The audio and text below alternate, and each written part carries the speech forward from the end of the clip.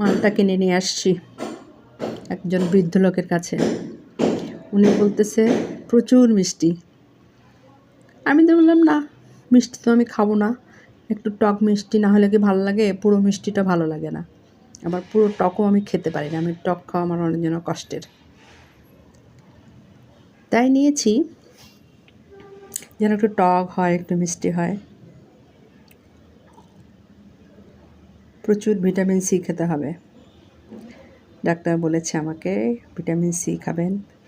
তাই মালটা নিয়ে আসে, কেটে খাচ্ছি, দেখি কেমন। বিসমিল্লাহ।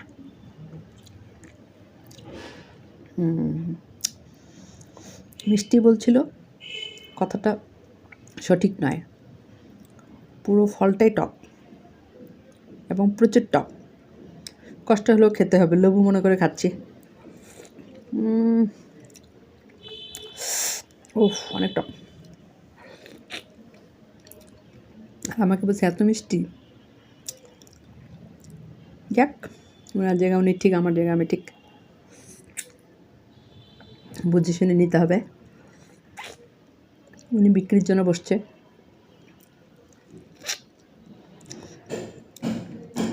আমার ছোটো বোন আমার একটা গল্প শুনিয়েছিল। বাজারে গিয়ে মরিচ কিনবে, করলা কিনবে। তো দোকানে জিজ্ঞাসা করতেছে করলাগুলো তিতা কেমন? বলছে না ভাই, একদম তিতা না। তখন সে বলতেছে তিতা না, করলা তিতা না হলে খায় মজা আছে? বলছে ভাই, করলা কি তিতা না হয় পারে? করলা তিতা ছাড়া করলা হয়? বুঝেন একটা কী অবস্থা। আমার তো হেভি লাগছে কথাটা। আপনাদের কেমন লেগেছে জানাবেন কমেন্ট বক্সে। আসসালামু আলাইকুম, আল্লাহ হাফেজ।